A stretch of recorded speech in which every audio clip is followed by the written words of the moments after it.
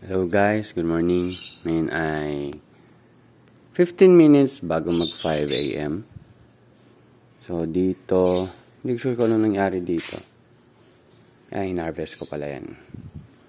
So anyway, siguro medyo nakaka-recover na to. Medyo nabawasan din yung pagpasok ng ibon. Pero may nakakapasok pa rin. Meron nga ngayong isa eh.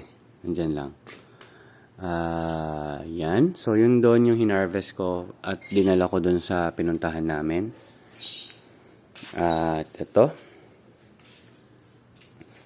Ito, baka i-early harvest ko na lang kasi para makapagsimula na tayo ng cleanup. Ito talaga yung time nung... Ito yung i-harvest natin for this week. Ito. Tsaka yun. Pero yun, hindi na masyadong nakahabol yung laki kasi nga na-istorbo ng mga ibon yan. Pero dito okay naman, goods naman tayo. And hopefully, after ng cleanup natin, yung spray natin dito, ano ba yun? Makapag ready agad tayo. Makapagpupunla tayo after several days kaagad. Siguro mga 2 weeks lang tayo mag-clean up dito. Then, bakbakan na ulit tayo sa taniman. Pero ang tatanim natin, madami. Madami gagawin nating tanim. 90 heads tayo on target. So, dito. Pag naging okay, ang result nun, then we'll go and expand kaagad. Di ko sure kung paano pero bahala na. May magagawa naman tayo doon. So maganda yung naging tubo na ngayon. And palagay ko nabawasan na talaga yung trips na naging problema natin. Hopefully hindi na sila bumalik para hindi na tayo kailangan mag-spray. So 3 days ang nangyari. 3 days natin silang hindi nabisita. At ito nakapagtaka at hindi na ubos.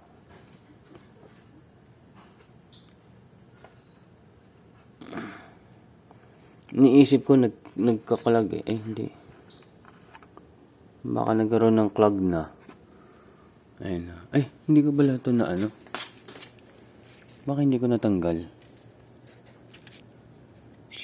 Ayun no. Hindi ko pala na... hindi ko pala siya na ano... naluwagan kaya hindi nagdi-drip. Ito lang siguro yung naluwagan ko kasi medyo nabawasan. Pero palagay ko nagkakaroon na ng mineral deposit dun sa pinagpapatak-patakan niya kaya medyo nababagalan ng mag-drip. Yung mga puti-puti na namumuo. Yun yung palagay kong issue sa drip. Yung clogging. Yun. So, ito naman sila, hindi naman sila namatay. Medyo moist pa rin naman yung tubig nila, ay yung lupa nila. Ito, kokopit. Ito ay sa lupa. So, tulad na banggit ko, 2 days ang pagitan nila. Yan. So, ayan, makapansin nyo, ayan, no, nagkakaroon na siya ng suckers. So, yan yung aasikasuhin natin kasi gusto natin makontrol natin yan. Hindi masyadong magulo. So, magiging isa lang yan na pataas dyan. So, hopefully magawa natin na maayos ngayon as we learn how to do it. Yan. Ito yung kale natin. Okay naman. May kale tayo dito. Hindi kasi masyado na aarawan siguro kaya mabagal yung paglaki niya. Dito medyo okay. Ayan. Iba may mga reject pa tayo dyan. So, lilinisin na rin natin yan. Tanim tayo mga petchay.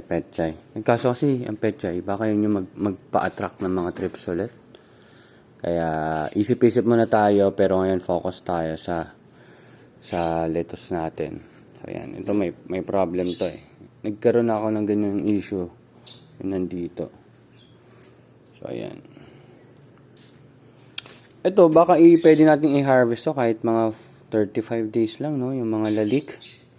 Pero tatry ko yon 35 days. Tingnan natin yung timbang kung okay na naman. Yun na lang muna ang gawin natin. And sa taste, kasi nga, nung mga na-harvest ko na 42 to 45 days, may konting pait eh. So baka pag inagahan natin yung harvest natin, baka mawala yon.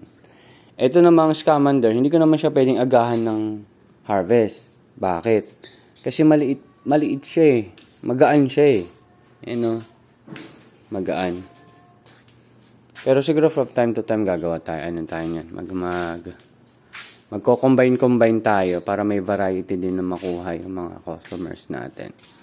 Pero siya nga, babanggitin ko sa kanila yung possible na may mas mapait to. May pait ng konti. Hindi naman siya sobrang pait. Light lang yung pait nitong scamander, pati itong lalik. Pero may pait ng konti. So, ayun. Hopefully, magustuhan pa rin naman nila. So, after kong harvest this week, starting next week, starting next week, linis na tayo. And, baka mag-early harvest nga tayo nito. Tulad ng sabi ko, baka 35 days mag-harvest na agad tayo. Siguro ganun nga, siguro mangyari. Yung gagawin natin. And after clean up, pakbakan ulit. Set up natin yung dapat natin i-set up. Pero tingnan ko kung malaman ko na yung may estimate yung pagpapagawa dito. Para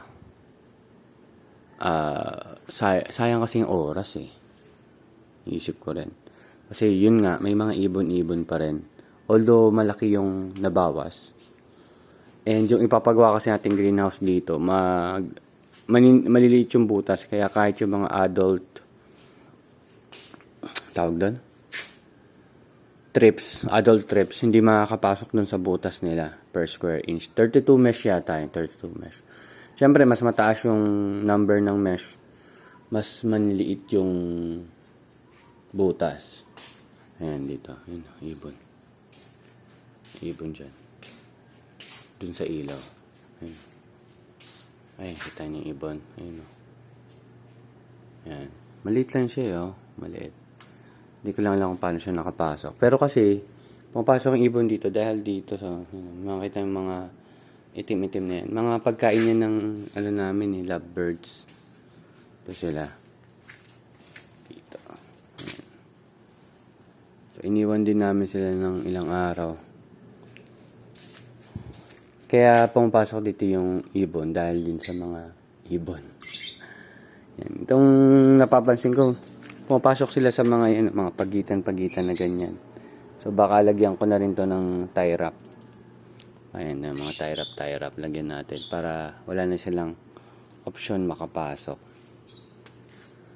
Ito, nilagyan ko na tong plastic para kasi dati dito sila sa gilid pumapasok eh. Yan, dinoble ko na rin to kasi dyan din sila pumapasok dati. Tapos yun doon, nilagyan na rin natin plastic.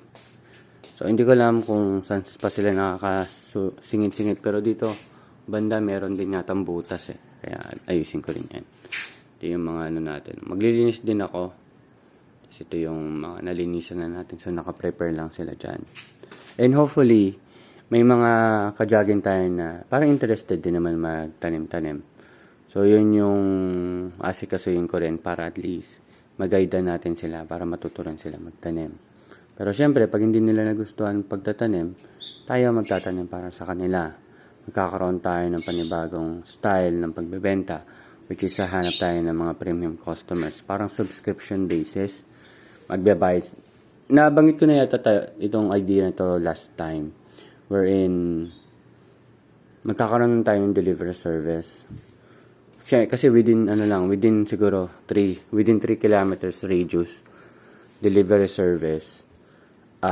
Lalagpas doon ay magkakaroon tayo ng siguro 20 pesos na bayad. Pero ayun nga, ang idea nun is babayaran nila tayo in advance, monthly.